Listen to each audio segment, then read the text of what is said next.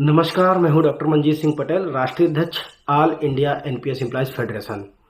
कल हमारे डेलीगेशन की मुलाकात कार्मिक मंत्रालय मंत्री डॉक्टर जितेंद्र सिंह जी और डारपीजी के सेक्रेटरी जो department of administrative reforms and pension grievances हैं, उनके सेक्रेटरी श्री वी निवास जी के साथ बैठक हुई। ये बैठक तकरीबन 40 मिनट तक हम लोगों की चली और तमाम एनपीएस, ओपीएस, यूपीएस के मुद्दों पर डिस्कशन हुआ। हमारी बड़ी सीधी मांग रही है, उनको समझाने की कोशिश रही है कि एनपीएस को दो तरीके से ओल्ड पेंशन स्कीम में कन्वर्ट किया जा सकता है। एक तो ये है कि एनपीएस को ख़त्म करके ओल्ड पेंशन स्कीम को रिस्टोर किया जाए। ये थोड़ा सा टेक्निकली है, ये पेचीदा है और थोड़ा सा इकोनॉमिक फिजिबल नहीं प्रतीत होता है। दूसरा जो तरीका है वो है एनपीएस में केवल और केवल एक बदलाव करके एनपीएस को ही ओपीएस में कन्वर्ट करने का। तो वो हमने सरकार के साथ अपनी बात रखी है और ये बताने की कोशिश की है कि एनपीएस को भी ओपीएस में कन्वर्ट किया जा सकता है। एनपीएस से भी लोगों को जो ओल्ड पेंशन स्कीम की जो सिक्योरिटी थी वो दी जा सकती है।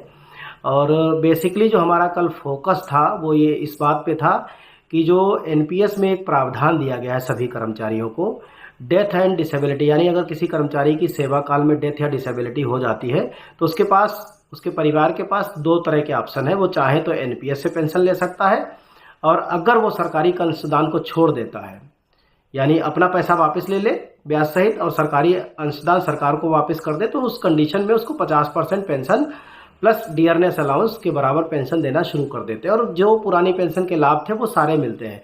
यानी डीए बढ़ता रहता है और जब 20 साल की पेंशन हो जाती है तो फिर 25% पेंशन बढ़ जाती है, जिसे हम एडिशनल पेंशन कहते हैं।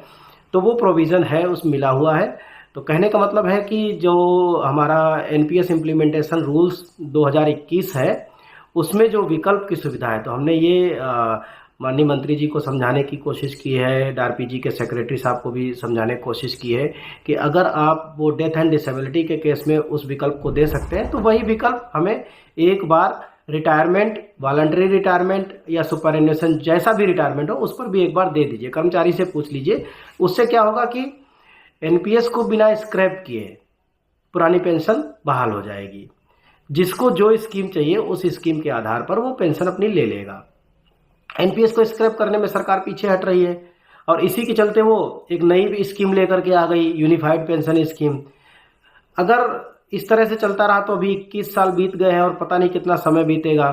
पता चला कि लोग रिटायर हो गए हैं। अभी हमारे पास सैकड़ों फ़ोन आते हैं हर रोज़ की कोई ग्रामीण डाक सेवक संघ से जीडीएस से रिटायर हो गया है, कोई किसी दूसरे डिपार्टमेंट से रिटायर हो गया है। 2000, 3000, 1500 पेंशन बन रही है उन लोगों को।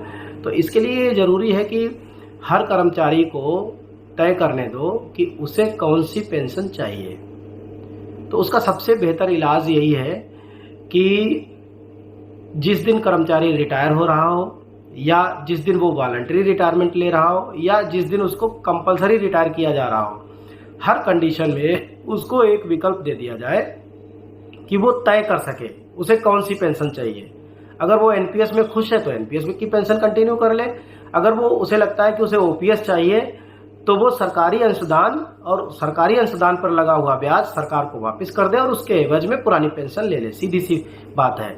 उससे होगा क्या, जिस स्टेट में जो रूल था पहले एनपीएस से पहले वाला रूल, वही रूल उस पर अप्लाई हो जाएगा। जितनी पेंशन बननी होगी उस रूल से उसकी उतनी पेंशन बन जाएगी।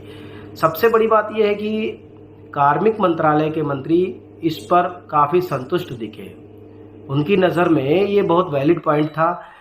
जो पेंशन सेक्रेटरी साहब थे वो भी काफ़ी सहमत दिखे। अभी मुद्दा क्या है कि जब तक फाइनेंस मिनिस्ट्री से इसको अप्रूवल नहीं हो जाता, फाइनेंस मिनिस्ट्री जब तक इसको अप्रूव नहीं कर देती, तब तक सारी चीज़ें दबाव, सजेशंस या जो भी है वो एक प्रक्रिया है। हमने कोशिश की है कि सरकार अगर डेथ एंड डिसेबिलिटी के केस में दे ही रही उस ऑप्शन को, तो उसको रिटायरमेंट पर भी देने में कोई हर्ज नहीं होना चाहिए। तो हमें तो पूरा विश्वास है कि फाइनेंस मिनिस्ट्री इसको अप्रूवल देगी इस सुझाव को, और इस सुझाव से सभी कर्मचारियों की पुरानी पेंशन, जिसे आप हूबहू पुरानी पेंशन कहते हैं, बिना नाम बदले ही, बिना कुछ बदले ही पुरानी पेंशन एज इट इज़ बहाल हो जाएगी। रही बात गारंटी की, तो ये सुझाव भी हमने दिया है कि कर्मचारी वाले अंशदान पर जीपीएफ वाला ब्याज उसकी गारंटी दे दी जाए। एक्स्ट्रा ब्याज मिल रहा है, एक्स्ट्रा रिटर्न आ रहा है, सरकार वो अपने खाते में कर ले। हाँ, जिस महीने कम आ रहा है सरकार अपने में से पूरा करके उसको बढ़ा दे। तो ये उसको लेकर के हमने एक 15 पेज का एक डॉक्यूमेंट भी दिया है कि कैसे ये फिजिबल हो सकता है, कैसे वायबल हो सकता है। तो हमें पूरी उम्मीद है कि देश भर के 91-92 लाख एनपीएस कर्मचारियों की पुरानी पेंशन आसानी से बहाल हो सकेगी।